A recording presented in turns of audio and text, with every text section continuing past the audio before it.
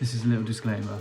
So despite my best efforts / being as lazy as I possibly could, the audio in this isn't up to the standard I'd have liked. It sounds alright, but you may realise it's actually in mono.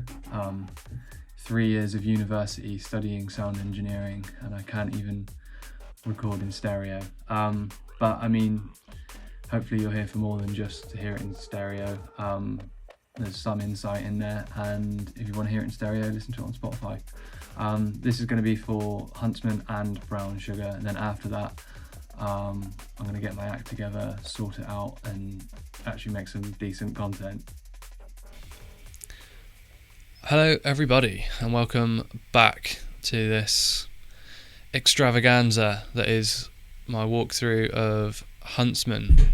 This is part 2. I'm going to be talking through the drums in this part. Hopefully you can't hear my Mac in the background. I think it's literally pooing its pants.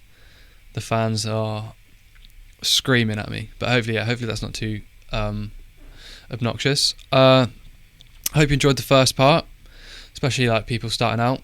I hope that it's a good idea to kind of show you all that stuff and not keep it a secret and hidden away. Sorry, I don't know what I'm doing.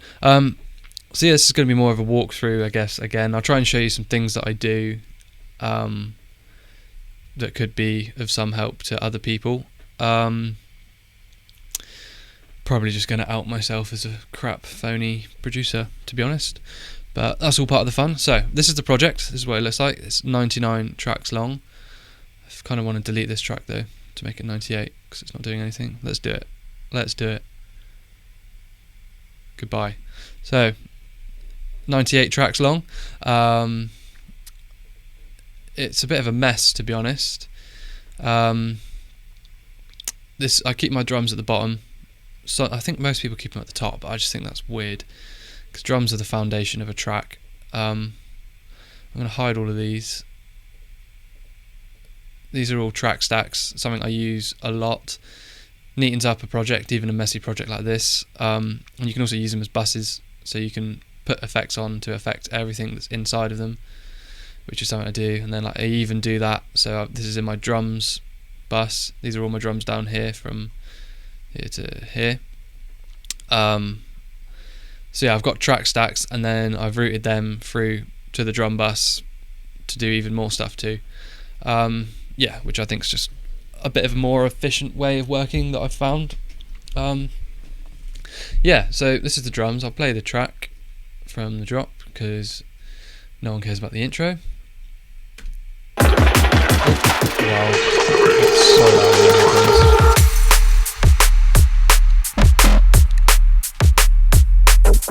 Cool.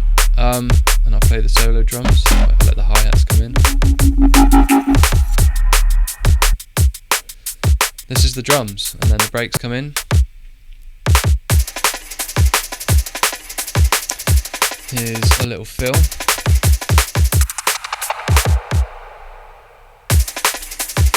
Very, very exciting. So I think the first thing I want to cover is, you may remember me talking about how I actually deleted. Wow, this project's bugged out.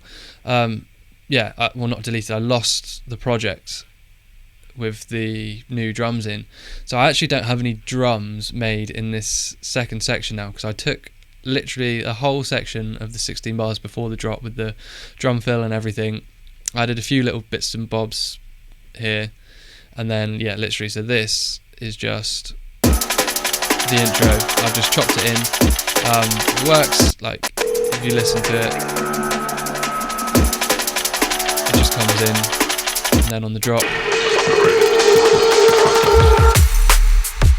Yeah, I mean, you can't really tell, to be honest. I got away with it. I pulled a bit of a fast one. Some of the dark arts of production, as I've said before on my BSA radio. Yeah, I mean, you would never have known if I hadn't have said that, I don't think. And yeah, I mean, I've even done it here. The whole breakdown is just from the original, older version of the master.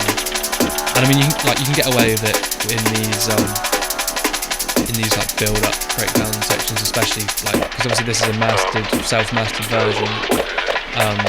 but it's not super loud in that section, so you can kind of get away with it. Yeah. So anyway, that's enough of outing myself. Let's listen to the drums. Let's go through the drums. I'm not going to solo that. I'm going to mute everything else. Let's start at the top. Turn that for myself a bit. So this is the break. Like I said, I don't know what the name of it is. Someone tell me. HN Classic Break 05.35. Go figure. Yeah, it's just on loop with a bit of reverb. Let's have a look. Yeah, a bit of reverb, channel EQ. Nothing too special. Yeah, just literally on default on the Pro R. And then a bit of Pro Q. Cutting some of the lows, giving it some mids, taking a bit of the highs away.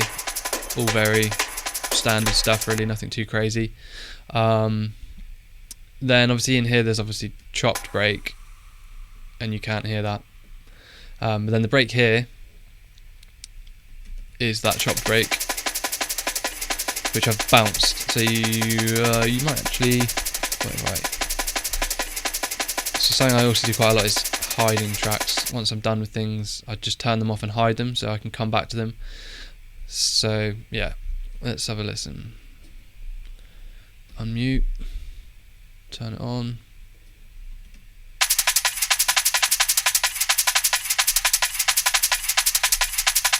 Yeah, I mean, it's almost it.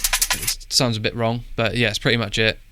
And I've just chopped it up, got the ghost notes, just doing some sort of flickery kind of pattern, and then it sounds like this, which in the grand scheme of things just adds a bit of texture to the mid-range and like top end, and yeah, just adds some shuffle to quite a steppy, gritty tune. Yeah, that's pretty much the break. I'll go hide all the hidden tracks, get that down, and then let's talk about the kick. This is quite interesting, quite exciting, because I've literally done nothing to the kick. I've turned it down and done nothing. Well, actually, I've trimmed it a bit because it's quite as DJ Carnage would say, thumpier kick. Let's have a listen. Yeah, I've just got rid of some of the tail, and yeah, just some of that extra like wub that's in there, so it doesn't compete too much with the like the sub and stuff, and yeah, just sound really crap. Yeah, the kick bus or the track stack, I'm just taking some of the low mids out, pretty standard. Now this is where it does actually get a little bit exciting. So this is the snare. This snare was actually a multi-sample or layered sample, I don't know what you'd call it. So I stacked a few samples on top of each other to get this snare, and obviously I just did not fancy having to remake the snare. So if I delete those, I'll show you. I just took the snare from an earlier version. Let's play this. Oh, what are you doing that for? There we go. Yeah, I just isolated the snare, rolled off the bottom end, and it sounds like this. So I suppose if I take, yeah, you can hear the sub in there. Like, that's the good thing about these drums, is they're spacious. So I mean, there's probably a bit of hi-hat on the top there, but that's whatever. And then just take away the kick and there's nothing else really in the way, so it just sounds like a snare again. Enveloper, just adding a little bit more. Okay, I guess that's because it's already been limited, so I'm adding a bit more attack, just so then when it gets limited again, it's not just like mush. And then gain, just turning it down. All very cool. Not a lot else happens with the snare. Yeah, these drums are super basic, which I love, absolutely love. Then you got the hi-hats, which I think are also from, yeah, look at that. yeah, taken from the track, obviously with a probably harder high pass. Yeah, there we go. I think both of these. Yeah, look at that. Brilliant. Genius. Saved myself a whole load of time trying to find the correct hi-hat sample. As you can see, I've got like 2 different sounds as well. Just adds a bit of variation, stops it getting stale and just being like rudimentary. Just little things like that are more appealing to the ear, whether you notice them or not. Yeah, I haven't really done anything to that. Oh, I've added soothe to the hi-hats, bass. I'll show you what that's doing. Just taking away some highs, doing what soothe does. If you don't know about soothe, it's probably one of my favourite plugins. You can you can hear these highs that it's playing now because I got it on delta mode. That's what it's removing from the audio, which is just like annoying frequencies that just you don't want to hear. So it just takes them away and just makes it a lot more appealing. Yeah, I mean, just slap it on everything. It sounds really cool. Maybe not. Inflator, probably add in, yeah, just a bit of top end. Yeah, just a little bit. A really nice plugin as well. I use it a lot. I use it on mixes. It sounds really cool. Now, there's a little section here, which is like, I think, a little cha-cha-cha. Oh, yes. Yeah, it's a little bit. It's the same 2 and hi-hats with a bit of reverb on, and then a little one under it. Yeah, add in a bit of body, just a pretty naff sounding, yeah, hi-hat, which then comes in again.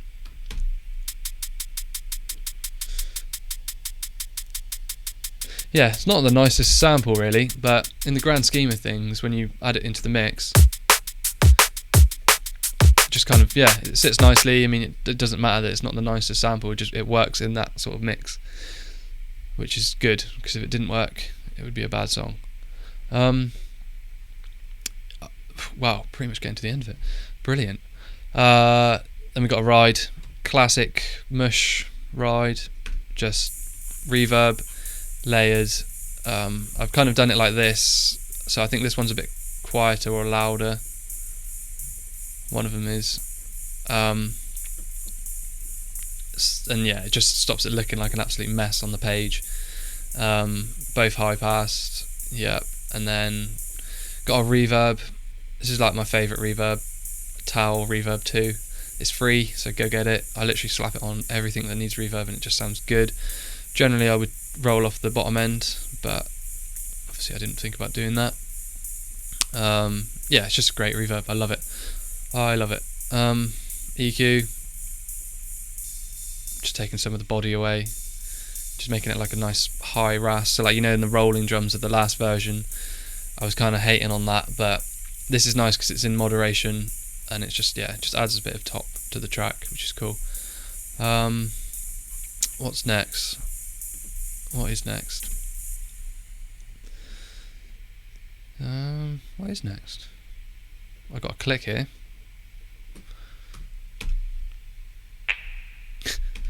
Cool. Low pass, yeah, low pass, high pass. I think it's just adding a little bit of shimmy. I don't know what the word is. Let's have a listen. There you go. Just like a little, almost a fill, just brings in the hi-hats a bit nicer. Just like a little turnaround on the 8-bar before it comes to this turnaround, which is a bit bigger. Yeah, just a little thing. I literally used it once. Perhaps I could have done it more. Who knows? Sometimes less is more though. Let's go to this fill. What do I need to do?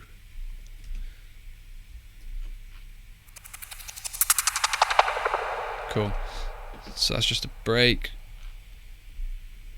like a stuttery almost break. It's like I've done a tremolo on my own on it, and then I've yeah, high shelf gain. Yeah, there we go. So you can see on there I've just made it go zoom. What's the word? Just do a little sweep as it comes down and then builds into the next section. These bits, let's have a listen to these bits. I don't know why these are on 2 different channels. Don't know. Who knows? Obviously mattered at the time. Yeah, just a little break, and then this is, I think, that break just reversed. Oh wow, you can't even hear it in the mix. Perhaps I should have turned it up a bit. It's quite a cool sound. What are we? Oh my god. Mixing a track that's already out.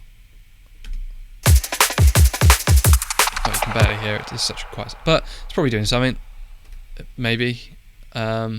Maybe not. And then here, I think these are just some really innocuous little hi-hats. Yeah. It's almost like I did a half job on this.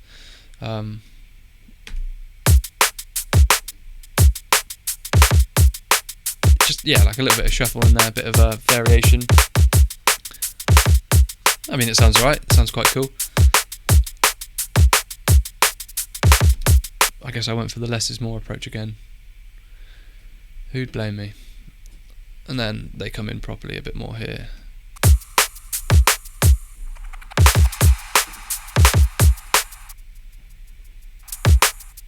Yeah, so it's like a shaker almost. Just doing the 16th. Yeah, I've taken off some of the attacks just to make it a bit more smushy. Probably done the same for both, and then yeah, I've just got this one that's a bit lower in volume. So yeah, just adds to the variation kind of again, because if it's just the same, like it's just going to sound like a robot playing the drums, which is not cool. I think this feels much the same. Yep, much the same. Oh no, we've done the break. Then it's just these bits, which I think we've done again.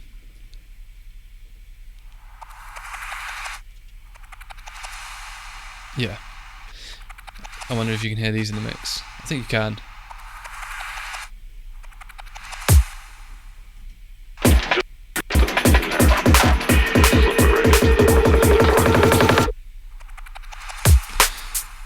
I should probably have unmuted everything, but yeah, probably, who cares? I think that's probably it for the drums. I mean, like I said, simple. Works so much better than the complicated, rolling, high pass, mushy crap drums. These are a lot more to the point, punchy, easier to mix, which we like. I hope I'm not missing out anything. I'm in the way of it. Yeah, that is literally it. And then obviously I can't really talk you through I'll show you the fill that is in there, but I don't have that fill anymore and I didn't want to recreate it, so I just ripped it from myself. I think it's from some sort of break. I've got a pack of like breaks from like old funk tunes and stuff, so I probably did that because it sounds like it's got like a cool symbol. And then there's some sort of like flicker in there, but your guess is as good as mine. I cannot remember making it.